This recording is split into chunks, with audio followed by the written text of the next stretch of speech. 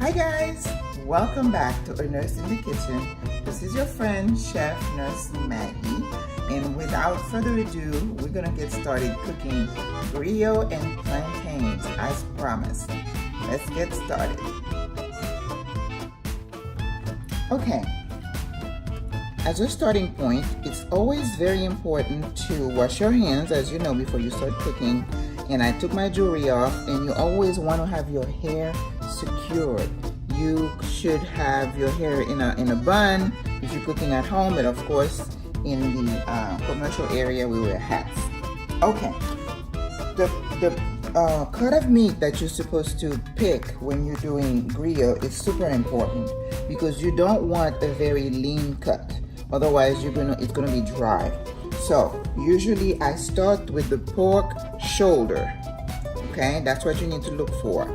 And when I buy for me to cook for me and my family, I usually do not buy the ones that have the skin, but I know a lot of my friends, they love that skin. When you cook that and you get that crispy skin, oh, it's to die for.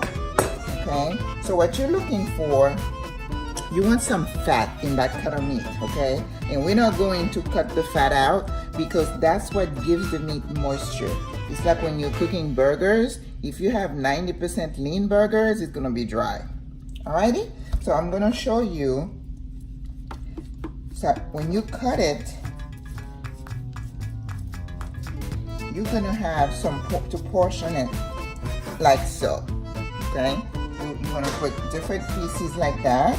And I'm going to cut it out, and we're gonna season. And usually when you're doing griot, it's important to maybe season the meat the night before. But today, I didn't get a chance to do that. So I'm just gonna season it, let it sit for about 15 minutes, and then we're gonna get started with it. Let me move that over. Okay, let's see.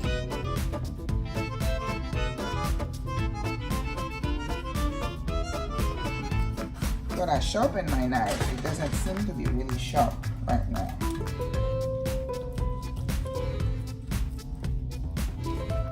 Okay, so I'll cut it up however much I'm going to cook today, and then I'll get back to you. Guys, so this is how much meat I'm going to do today. Of course, if you're cooking for your family, you're going to have a lot more. I have some slices of lemon.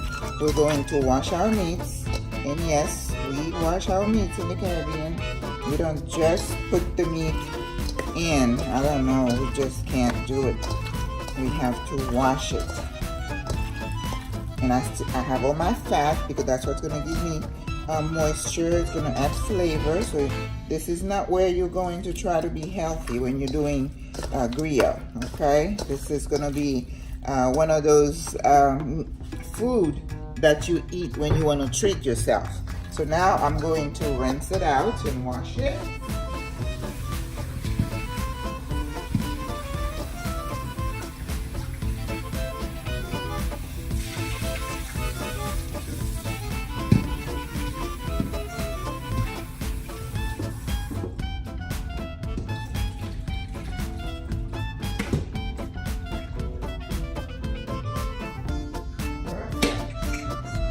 So today I am going to try really hard to stay on time.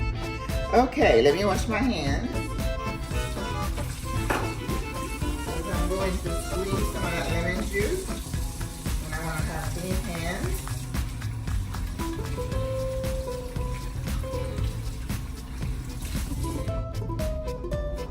You know, I think nurses make great cooks because we are so in tune to washing our hands. Alright, so I'm going to squeeze that in here.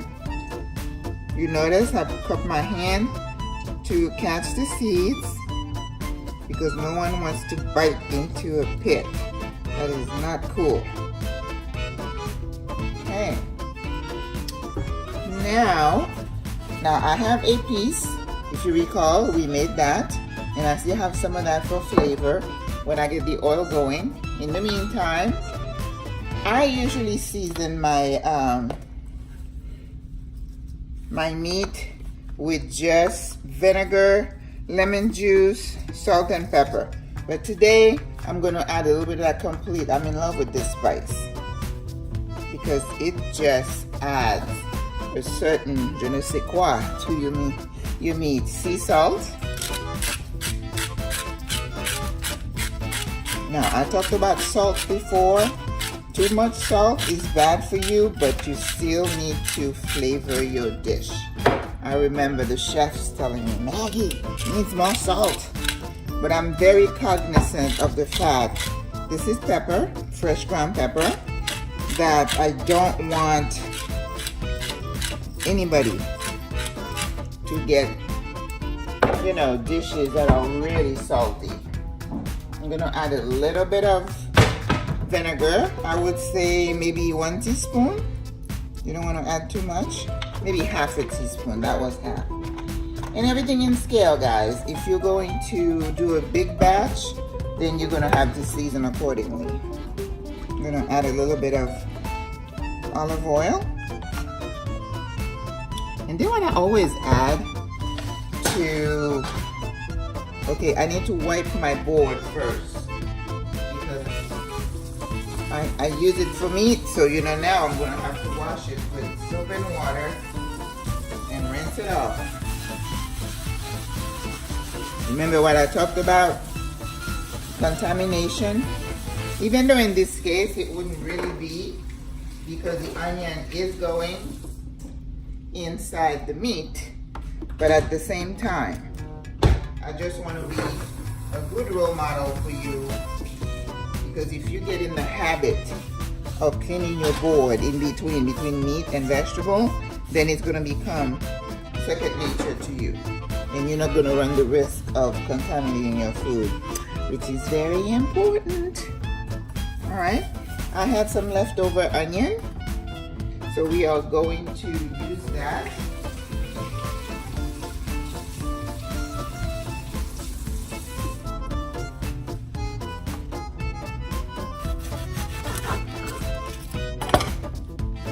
Okay, this is my serrated knife. I love my serrated knife.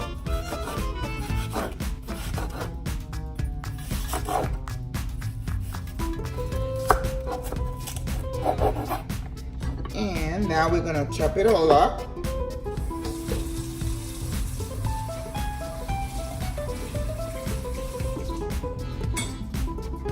So as I said, we're gonna season it and then we're gonna leave everything. We're gonna let it sit for about 10-15 minutes and then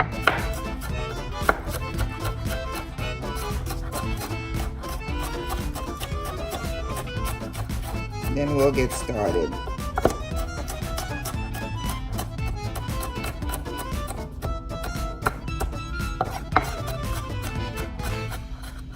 Yeah, you don't want chunks of onions. The other thing I want to add to it are some herbs and some hot pepper, scotch bonnet. I went to the store yesterday and got some. So I'm going to put 1 red. Remember, we said that the red is probably a little bit hotter. But you cannot have griot without hot pepper. Okay? And I'm going to be kind. I'm going to take the seeds out. But if you like it hot, you can leave the seeds in. Okay? Let's do this one. And then we're going to let it sit. You always cover anything you want to marinate. Cover it with a lid or with some saran wrap.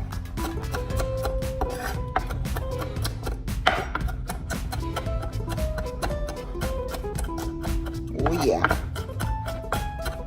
I can smell it. In you go. Alrighty. So now we're going to marinate. Remember, your hands as a cook are your best tools, okay? So don't be afraid to get your hands dirty.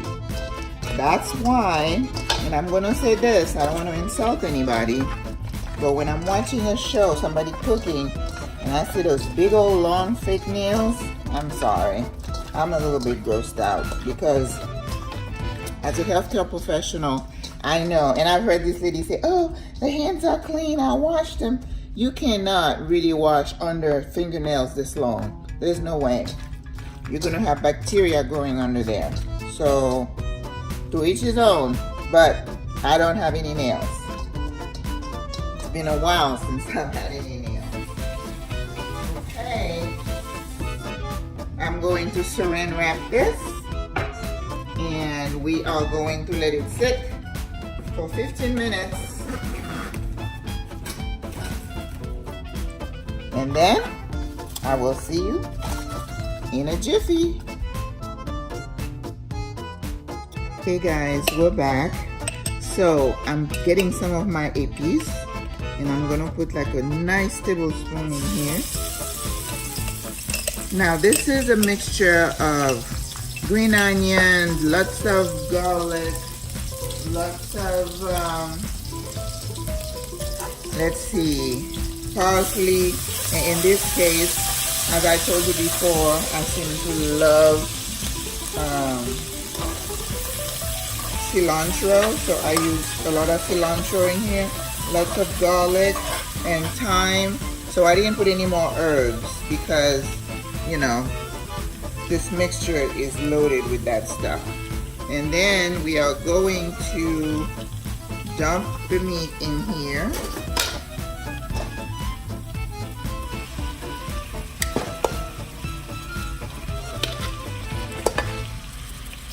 And it's gonna cook for about a good, depending on how much you have in there, probably a good hour. Okay? We don't want it to be overcooked, but there is no point in having hard meat. It makes no sense. So all the onions and the mixture. And then maybe halfway we're gonna taste, because if it's not, you know, you can add some more spices to it. Maybe you need a little bit more acid, or maybe you need a little bit more salt. So we can do that. So you're gonna mix everything really good, get all that flavor in there, because that's what makes your griot. That taste, that Caribbean taste.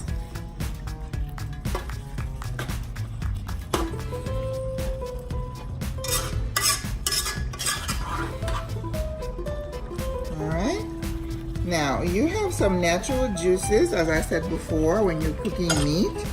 But in this case, I'm going to add maybe a 1/4 cup of sugar. Of water. Sorry. I don't know why I'm saying sugar. Alright. So you cover it and let it come to a boil. Once it comes to a boil, you turn the heat to medium and let it cook. When you're cooking meat, you want it to cook slowly. You don't want to rush the process. And voila! Once it's cooked, that's when we fry. I'll see you soon. Okay, so the meat is almost done. I had a taste, and I added a little bit of acid, a little bit of salt. Now it tastes perfect. So I'd say about 10 more minutes. See, you can just test them to see if it's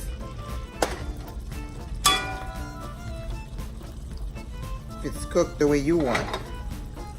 Okay. While this is cooking, we're gonna get started on the plantains. Okay, look at the meat. It is done. You see how pretty it is? Now, how do you test for doneness to make sure that it's done? You just cut a little piece and you see how easy it can come off. See, look at that. Easy does it. So now you know it's ready. Let's get frying. Okay guys, welcome back. We're gonna start with our plantains while the meat is almost done.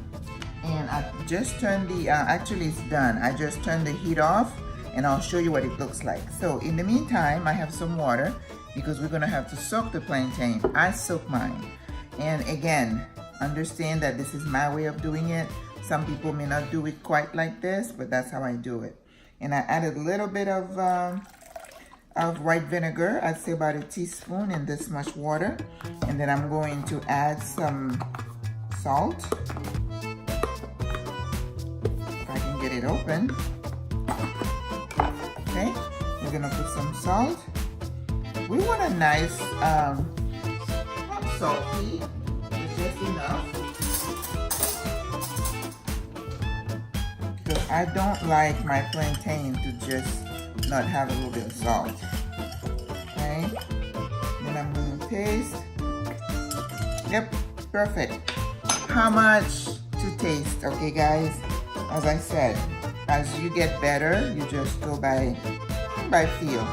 Now, just like with the meat, you have to buy the right plantain. This week I went to the store. I bought these. They're not the best, but they're the best I could find. You have to buy the ones that are not really thin, skinny. They have to feel firm. We have a word that we say in Creole that says they're not wawot. Wawot means that they have plucked them off the vine too early. So you want those that look like they're mature. I don't know how else to explain it to you. Now, there are different ways of peeling a plantain. I'm going to show you how I was taught. I've seen people do it a different way, especially American chefs. They cut it and they do 2 slits, and that's the way I do it. You do it one time. If the plantain is mature, as I said, this comes right off, just like this.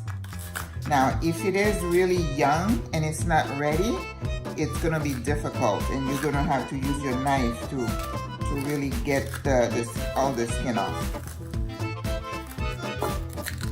Now, see, because it's it's mature, it comes off like this, and then we cut off the tips. And let me show you. The water's right here. I go diagonal, okay? Some people may do it a different way. Again, remember, this is Maggie's way. It doesn't have to be everybody else's the same way. And then I put them in the water. I need a different knife to cut them. I'm gonna get my chef's knife, okay? We're gonna do another one. Same principle. Like this. If you happen to just, when you put your knife, you put it a little too deep, it's okay. You know, if you haven't done it before, this is your first time, it's gonna take you a little bit. It's gonna take you time. Rome wasn't built in one day, and it's gonna take you a while to be comfortable. Same thing happens here. You see how good that looks? We take the tip off, and then we slice diagonal. Now, I know I've been to some restaurant. They put them right in the oil, just right after, which is fine too. I have a ripe plantain here. It's not too ripe. If it was really, really soft, you would make it just like the Cubans do. You just fry it. But me, I like to put it in with the rest of the plantain. Look at that. Woo! Easy does it. Now, I like to buy the ones that are like halfway. If you have green bananas or plantains and you leave them out, they're going to eventually turn yellow. And this is when they start getting sweet. They turn into maduros, which is what the Spanish call it. Okay, so that's it for the plantain. We're gonna let them soak. And sometimes I just do like maybe 5 minutes. Doesn't have to be long. But you're gonna save the water because you're gonna dip it in there after you press them before you put them in the oil. Okay? So let me get my camera and I can show you the meat. The meat is ready and we are ready to start frying. Yippee!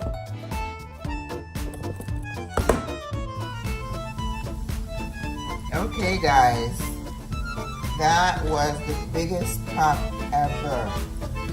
So I implore you, make sure you control your heat and put it on a small burner so it doesn't tend to pop so much. Wow. Okay, as you can see, they are pretty done. You don't want to overcook your griot.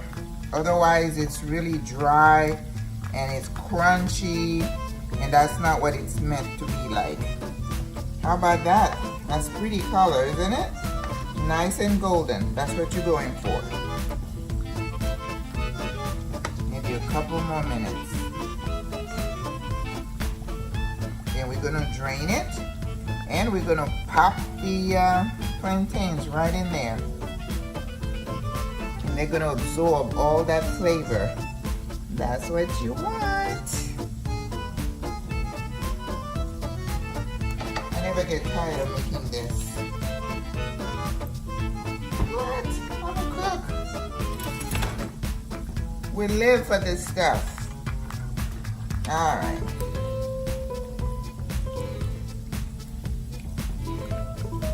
Yeah, it's important to drain the oil. Otherwise, it's gonna be real greasy. You know, even the wheat ends are like greasy. But greasy is not good for us.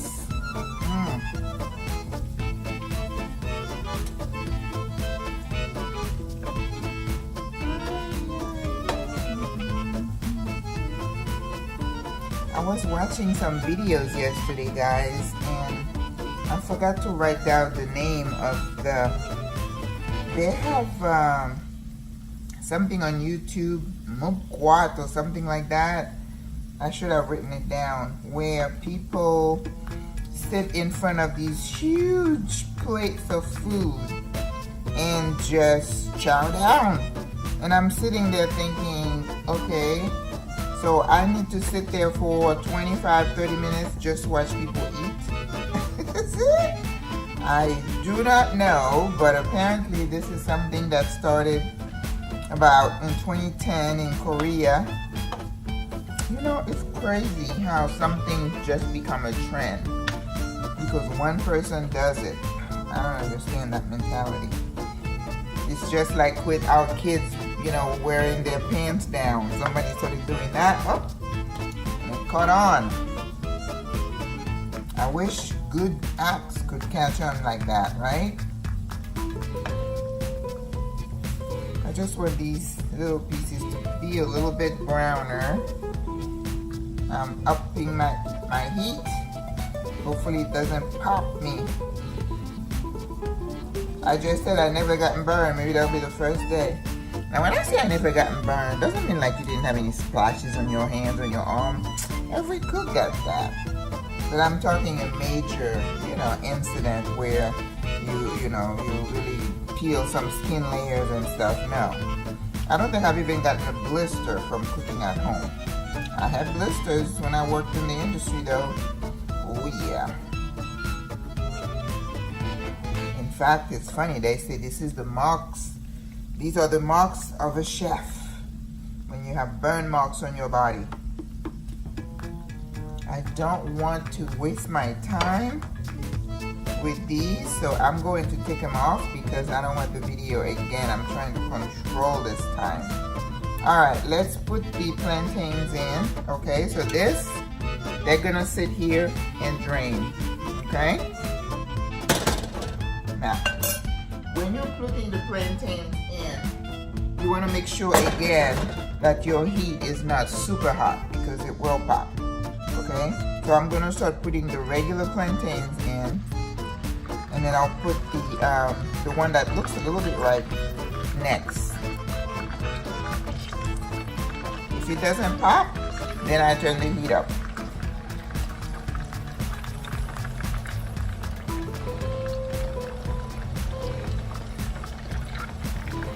And the same thing, you want to turn them over, make sure they're nice and golden.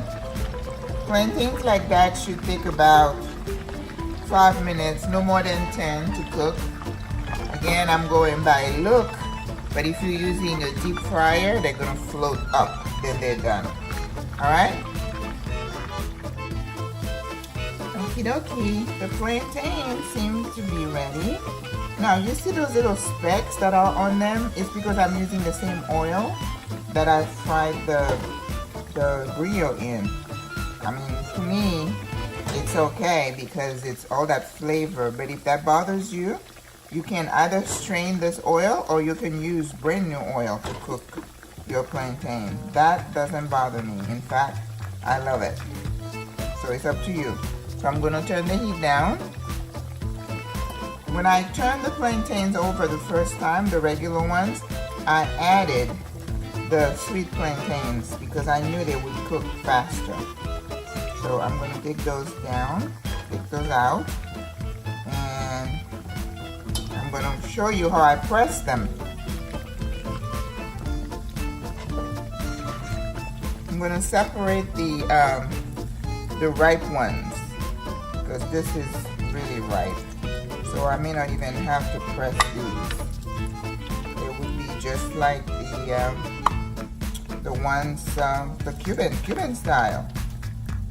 Okay? So you could put that and put it next to your rice in your plantain and you eat it just like this. Beautiful. Alright, the oil will cook, and in the meantime, I just want to show you how you can press your plantain using these. But if you don't have them, I'm going to show you how you can use the bottom of a cup to do that. And I don't know if I told you guys, when you're using a board, you want to make sure you put something underneath to hold them so that when you are busy using it, it doesn't slide. In fact, that was something that when the inspectors from the health department came, they looked for. If you didn't have one underneath your board, they wanted to be sure. That was a citation that you had to correct. Okay, so you let the plantain cool off a little bit. But you know, I'm used to handling hot stuff, so I'm just gonna go for it. All right, here we go. Can you see this? Perfect. This is what you do. You just put it in between these, and like I said, you can find these at Walmart under, I think, Musa, the brand. They have some, and they have like a little piece of leather that holds it together. Or if you go to a Caribbean store, you're gonna find one. And you just press it, okay? You want to press them when they're a little bit warm, because otherwise, you see, this is what you want. Otherwise, they're gonna be hard. All right? Nothing to it. Now this plantain, just like I thought, it wasn't the best, because usually this plantain should turn a really nice gold color. So it wasn't the best, but unfortunately I didn't have control over what was available in the store. I wish I did, but I don't. I try not to cook a lot because I'm like, oh my God, I'm gonna have to eat this. So I'm gonna take some to work tomorrow, and I can bless some of my friends, because otherwise, I'll be eating all that plantain. And let me tell you, the carbs don't love me. I swell up, my face swells up, my belly swells up. Oh my gosh. Let me tell you guys, don't get old. This is no fun. Nothing to be gained by getting old. And I don't care when people say, oh, I love being 70. No, they don't. They're lying to you. Oh my gosh, I forgot to show you how to do it with with a plate or a cup. Okay, here is one. Then you don't have, well, yeah, I can put it still there. And then you just press. Okay? That's how you do it. But this is the really soft one, so you can use that, the bottom of a bowl, a small plate, or a cup.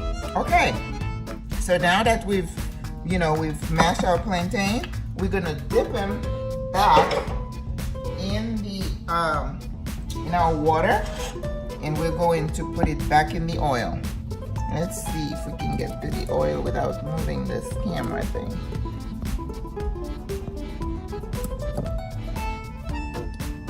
Okay, there it is.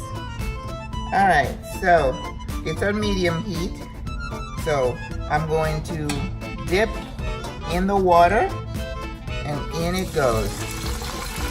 Okay, even on medium, you see how it's ready to pop? Be very careful, guys. I don't want you to get hurt.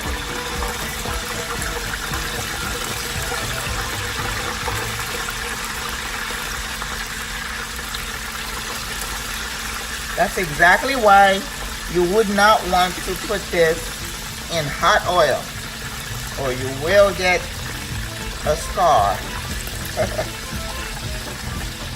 Alrighty. Voila. That's all there is to it. So next time I see you, we're gonna be plating this bad boy. See you soon.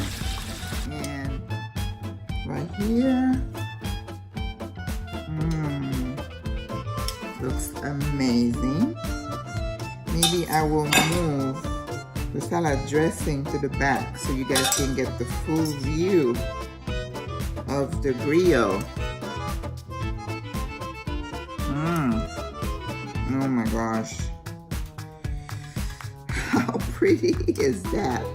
And I'll put a couple of the ripe bananas so you could see what they look like. See, this is what they come out looking. I don't know, it kind of clashes. But you could just take a look at it. I won't put any on the plate because I'm gonna have to take a picture. Okay. So you can either serve it with your dressing on the side, or you can have the dressing in another container. When I take the picture, I'm not gonna have the dressing on it. The last thing I want to make sure that you could see that is usually added to the plate. Okay, let's make sure this doesn't move. It's the Pikliz that we made last week. So this has been soaking in the vinegar for about a week. So it should be well done now. This is what the jar looks like. So what you usually do as a true Caribbean Haitian person is you take a little bit of that and you just put it right next to your griot. Okay, right there. And let me tell you, this is gold right here. Okay.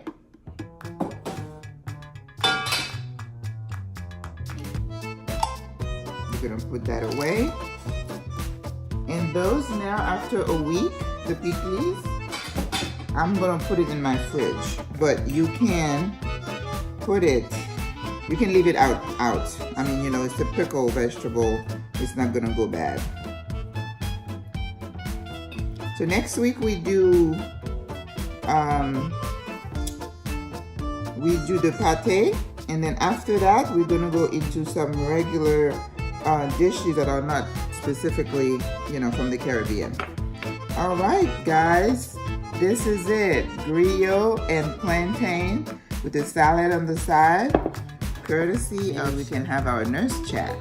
I think that's what I'm gonna do from now on. Do the cooking and then come and talk to you all. I'm still waiting for you to tell me what topics you'd like me to address. I need you to subscribe. I need you to send me your comments. Yay or nay, thumbs up, thumbs down, whatever it is, you can let me know. It won't hurt my feelings. I take criticism really well as long as it's warranted and it's not intended to insult. I just maybe we can talk about how to handle difficult situation. And the one situation I want to share with you today is something that happened to me recently. I had you know, when you're working in a facility, in a hospital, you do have some difficult patients or family members that everybody knows, it's like watch out for room 213, so we all kind of know and be on our P's and Q's. So I knew this lady was a little bit difficult, and for whatever reason, she's got a chronic condition, and I get it. I'm the most compassionate person when it comes to understanding why my patients are acting a certain way. And remember what I told you, I usually try to find a reason for the behavior, so it makes it easier for me. But the most prepared nurse manager, nurse supervisor, sometimes it's like you get hit with one of those and you're like, what the heck? What happened? So this woman's daughter calls me, and of course as a supervisor, you're the receptionist too, right? So I pick up the phone and she's like, my mother's been trying to call her CNA and she can't reach her call light. Can you go check and see? I said, oh, absolutely. So I hung up the phone, went to the room saying, oh, and she has a muscular disorder and her hands don't work real well. So, and the call light was on the side of the bed. So I said, oh, your light was on the side of the bed, you couldn't reach it. So I put it close to her and I said, can you reach it? And she's like, well, I guess so. So I put it closer where she can reach it.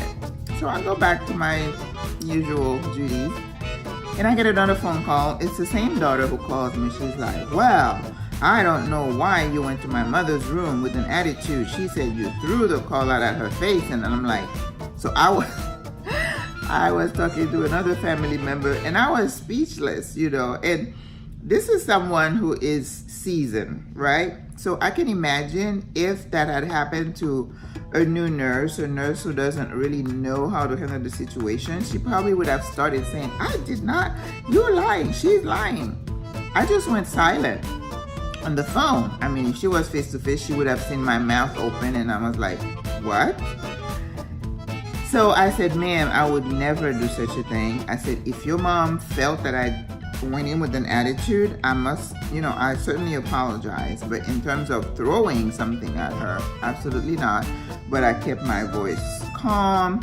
And then I was just silent on the phone. And finally she said, well, I just wanted to say that. So I said, thank you so much. And I hung up. And I kept going back and thinking, what would make a person lie?